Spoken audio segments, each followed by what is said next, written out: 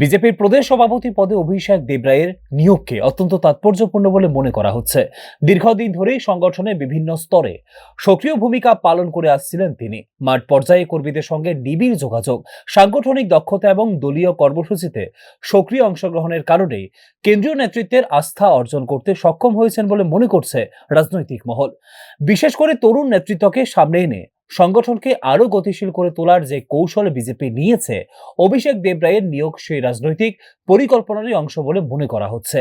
আগামী দিনে রাজ্যের রাজনৈতিক সমীকরণে যুব ভোটারদের বড় অংশকে আকৃষ্ট করতেও এই সিদ্ধান্ত গুরুত্বপূর্ণ ভূমিকা নিতে পারে বলে ধারণা বিশ্লেষক মহলের। রাজনৈতিক পর্যবেক্ষকদের মতে বিজেপি বর্তমানে সংগঠনের ভিত আরো মজবুত করার পাশাপাশি নতুন নেতৃত্ব তৈরির উপরও গুরুত্ব দিচ্ছে। সেই দিক থেকে অভিষেক দেবরায়ের মতো তরুণ ও সক্রিয় নেতাকে প্রদেশ সভাপতি দায়িত্ব দেওয়া দলীয় কর্মীদের মধ্যেও নতুন উদ্দীপনা তৈরি করবে। এদিকে অভিষেক দেবরায়কে নতুন দায়িত্ব দেওয়ার পর দলীয় কর্মী সমর্থকদের মধ্যে উৎসাহের পরিবেশ তৈরি হয়েছে। বিভিন্ন মহল থেকে তাকে শুভেচ্ছা জানানো হচ্ছে।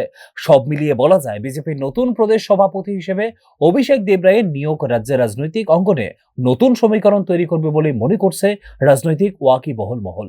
Bureau report, news now.